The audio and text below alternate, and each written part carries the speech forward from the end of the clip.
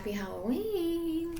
I'm reading a Edgar Allan Poe poem. It's a long one. Al Araf. Oh, nothing earthly save the ray thrown back from the flowers of beauty's eye, as in those gardens where the day springs from the gems of Circassai. Oh, nothing earthly save the thrill of melody in woodland rill, or music of the passion-hearted joy's voice so peacefully departed, that like the murmur in a shell its echo dwelleth and will dwell. Oh, nothing of the dross of hours, yet all the beauty and all the flowers, that list our love and deck our bowers. Adorn yon world afar, afar, the wandering star. It was a sweet time for Nisas, for there her world lay lolling on the golden air, near 4 bright suns, a temporary rest, an oasis in the desert of blessed. Away, away, midst seas of rays that roll, Empryon splendor over thy unchained soul. The soul that scarce, the billows are so dense, can struggle to its destiny eminence. To distant spheres from time to time she rode, and late to ours, the favored one of God, but now the ruler of an anchored realm, she throws aside the scepter and leaves the helm.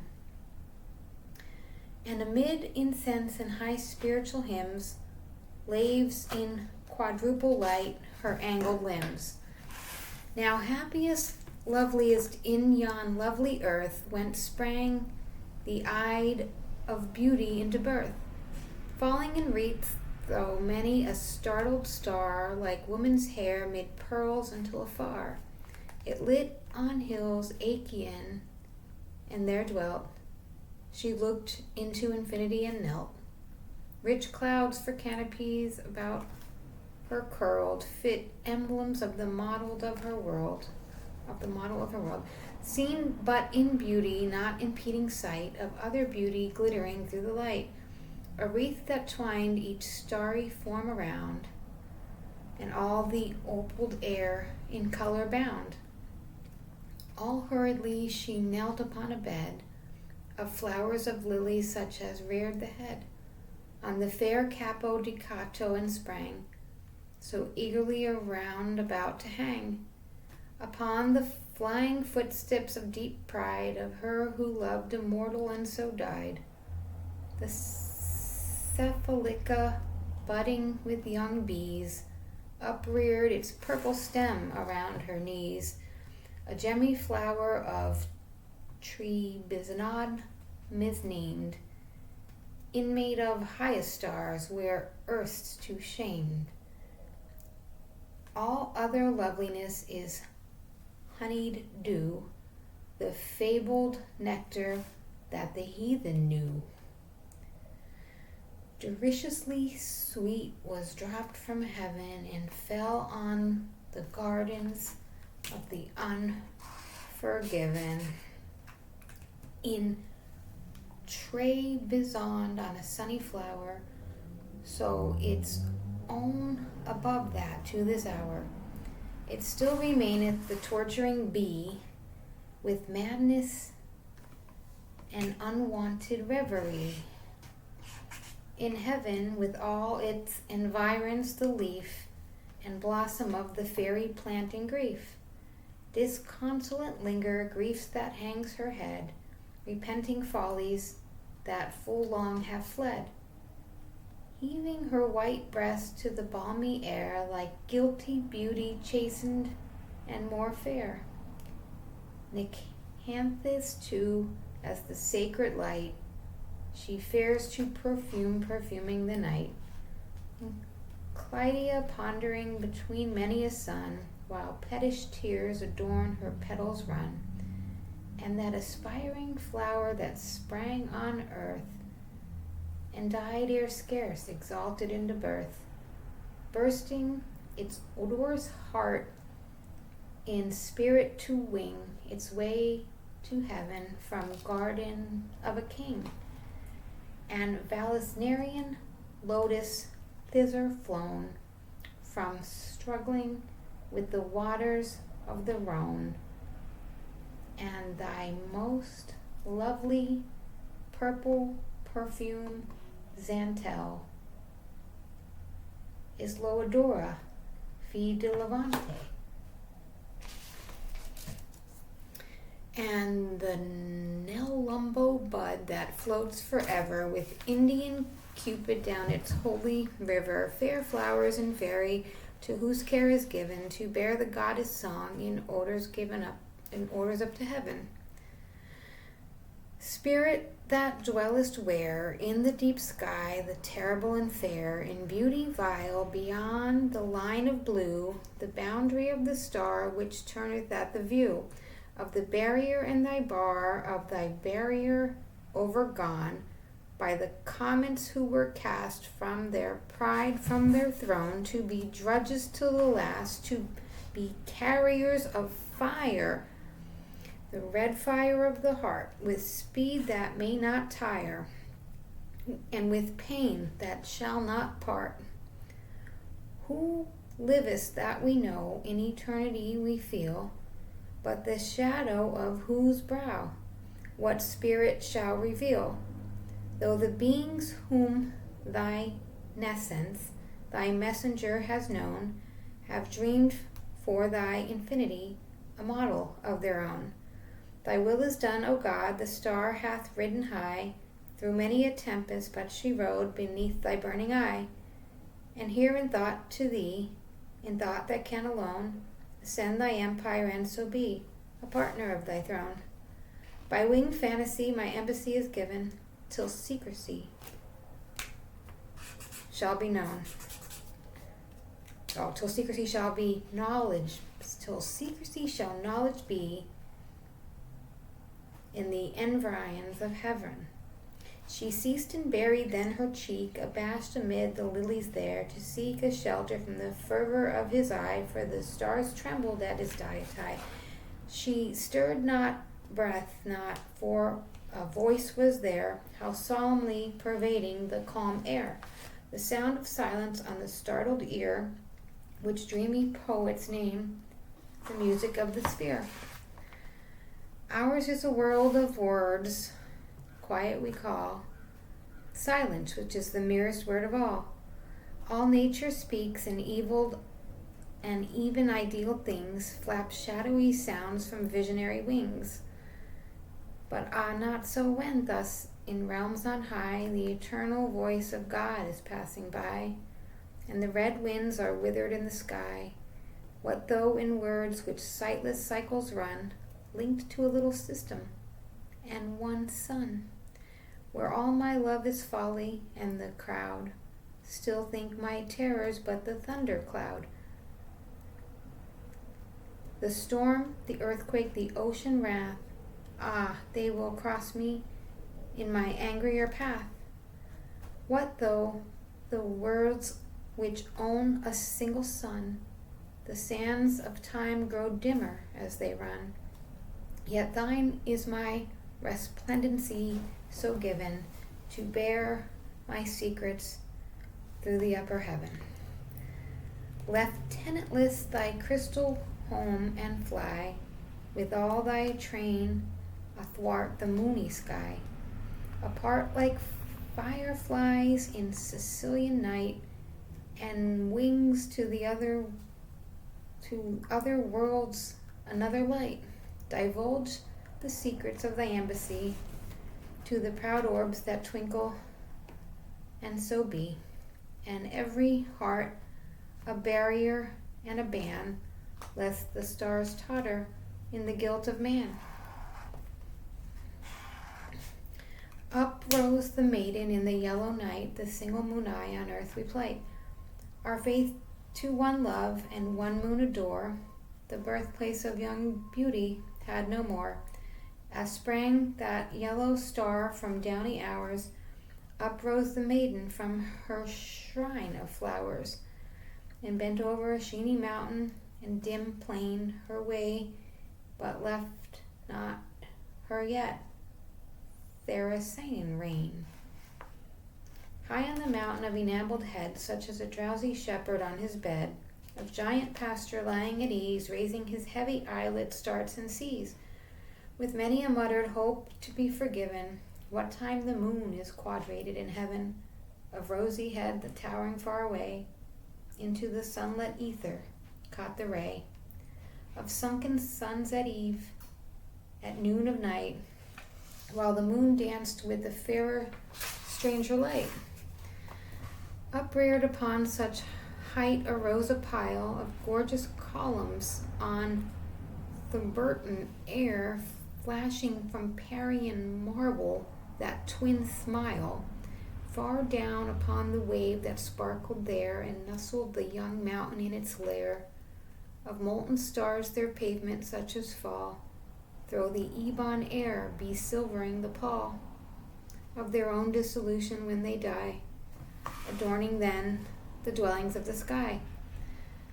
A dome by link light from heaven let down sat gently on these columns as a crown. A window of a circular diamond there looked out above into the purple air, and rays from God shot down that meteor chain, hallowed all the beauty twice again, save when between the imprint and that ring some eager spirit flapped his dusky wing. But on the pillars seraphic eyes have seen the dimness of this world, that grayish green that nature loves the best for beauty's grave, lurked in each cornice round each architrave, and every sculptured cherub thereabout, that from his marble dwelling peered out, seemed earthly in the shadows of his niche, Achaean statues in a world so rich. Frenzies from Tadmor and Persepolis, from Baalbec and the stilly clear abyss, O beautiful Gomorrah, the wave is now upon thee, but too late to save. Sound loves to revel in a summer night, witnesses the murmur of the gray twilight that stole upon the ear in echo of many a wild stargazer long ago, that stealeth ever on the ear of him whose musing gazes on the distance dim, and sees the darkness coming as a cloud. Is not its form, its voice, most palpable and loud? But what is this? It cometh, and it brings a music with it. It's the rush of wings, a pause, and then a sweeping, falling strain, and Nesasi is in her halls again. From the wild energy of wanton haste, her cheeks were flushing, her lips apart. The stones that clung around her gentle waist had burst beneath the heaving of her heart. Within the center of that hall to breathe, she paused and panted, Zathel all beneath. The fairy light that kissed her golden hair, and longed to rest, yet could but sparkle there. Young flowers were whispering in melody to happy flowers that night, and tree to tree fountains were gushing music as they fell in many a starlit grove or moonlit dell. Yet silence came upon material things, fair flowers, bright waterfalls, and angels' wings, and sound alone that from the spirit sprang bore burthen to the charm the maiden sang. Neath bluebell or steamer or tuft wild spray that keeps from the dreamer the moonbeam away, bright beings that ponder with half-closing eyes on the stars which you wonder has drawn from the skies, till they glance through the shade and come down to your brow, like eyes of your maiden who calls on you now. Arise from your dreaming in violet bowers, to duty beseeming these little the starlit hours, and shake from your tresses encumbered with dew the breath of those kisses that cumber them too. Oh, how without you, love, could angels be blessed, those kisses of true love that lull you to rest, Upshake from your wing each hindering thing, the dew of night, it would weigh down your flight, and true love caresses, or lead them apart. They are light on the tesses, but led to the heart. Ligeia, Ligeia, my beautiful one, whose harshest idea will to melody run. Oh, it is thy will on the breezes to toss, or captiously still, like the lone albatross, incumbent on night air, as she on the air, to keep watch with delight on the harmony there. Ligeia, wherever thy image may be, no magic shall sever thy music from thee. Thou hast bound many eyes in a dreamy sleep, but the strains will arise which thy vigilance keep. The sound of thy rain which leaps down the flower and dances again in the rhythm of the shower. The murmur that springs from the growing of grass are the music of things, but are modeled at last. Away, then, my dearest, oh, hie thee away, to springs that lie clearest beneath the moon ray, to lone lakes that smiles in a dream of deep rest, at the many star isles that enjewel its breast. Wild wildflowers creeping have mingled their shade, on its margin is sleeping full many a maid. Some have left the cool glade and have slept with the bee. Arouse them, my maiden, on the moor, land, and lea.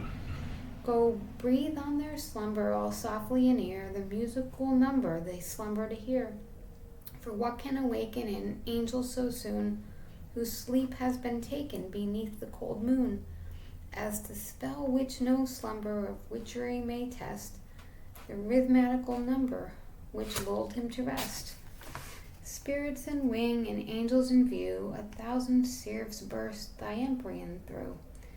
Young dreams still hovering on their drowsy flight, seraphs in all but knowledge, the keen light that fell retracted though thy bounds afar, O death from eye of God upon the star. Sweet was that error, sweeter still than death. Sweet was that air, even with us the breath of science dims the mirror of our joy to them that were simoon and would destroy. For what to them availeth to know that truth is falsehood and that bliss is woe? Sweet was their death, with them to die was rife, with the last ecstasy of a satiate life. Beyond the death no immortality, but sleep that pondereth and is not to be. O there, O may my weary spirit dwell, apart from heaven's eternity, and yet how far from hell? What guilty spirit in a shrubbery dim heard not the stirring summons of that hymn? But too they fell, for heaven no grace imparts to those who hear not for their beating hearts. A maiden angel and her seraphic lover, aware that ye may seek the wide skies over. Was love the blind near sober duty known? Unguided love hath fallen mid tears of a perfect moan. He was a goodly spirit, he who fell, a wanderer by mossy mantled well, gazer on the lights that shine above, a dreamer in the moonbeam by his love. What wonder for each star is like there, and looks so sweetly down on beauty's hair, and there every moss sprang were holy to his love-haunted heart and melancholy. The night had found to him a night of woe, upon the mountain's crag young Angelo, beetling it bends athwart the solemn sky, and scowls the starry worlds that down beneath it lie. Here sat he with his love, his dark eye bent, with eagle gaze along the firmament. Now turned it upon her, but ever then it trembled to the orb of earth again.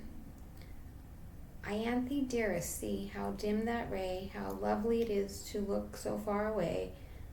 She seemed not thus upon that autumn eye I left her gorgeous halls, nor mourned to leave. That eve I should remember well, the sun ray dropped in Lemos with a spell on the arabesque carving a gilded hall where I sat on a draperied wall, and on my eyelids, oh heavy light, how drowsily it weighed them into night, on flowers before and mist and love they ran, with Persian Sadie in his gulistan. But oh, that light I slumbered, death the while, and stole over my senses in that lovely isle, so softly that no single silken hair awoke that slept, or knew that he was there. The last spot of earth's orb I trod was a proud temple called the Parthenon. More beauty clung around her columned wall than ever thy glowing bosom beats withal. And when the old time my wing did disenthrall, then sprang I as the eagle from its tower, as years as I left behind me in an hour. What time upon her airy bonds I hung, one half of the garden of her globe was flung, unrolling as a chart unto my view, tenantless cities of the desert tool. Ianthe, beauty crowned on me then, and half I'd wish to be again of men. My Angelo, and why of them to be, a brighter dwelling place is there for thee, a greener fields than in yon world above, the woman's loveliness and passionate love. But list, Ianthe, when the air so soft failed as my pen and spirit leapt aloft, perhaps my brain grew dizzy, but the world I left so late was in chaos hurled, sprang from her station on winds apart, and rolled aflame, a fiery heaven athwart. Methought, my sweet one, then I ceased to soar, and fell not swiftly I rose before, but with the downward tremendous motion throw, light brazen rain, this golden star unto, nor long the measure of my falling hours, for the nearest of all stars was thine to ours. Dread star, that came amid a night of mirth, a red dandelion on the timid earth. We came into thy earth, but not to us, be given our Lady's bidding to discuss. We came, my love, around, above, below, gay firefly of the night, we come and go, nor ask a reason save the angel nod she grants to us as granted by her God. But Angelo, then thine grey time unfurled, never his fairy wing over fairer world. Dim was its little disk, and angel eyes alone could see the phantom in the skies. When first Al Aaraaf knew her course to be headlong thitherward over the starry sea, but when its glory swelled upon the sky as a glowing beauty's bust beneath man's eye, we paused before the heritage of men, and thy star trembled, as doth beauty then. Thus in discourse while lovers whiled away the night that waned and brought no day, they fell, for heaven to them no hope imparts, who hear not for the beating of their hearts.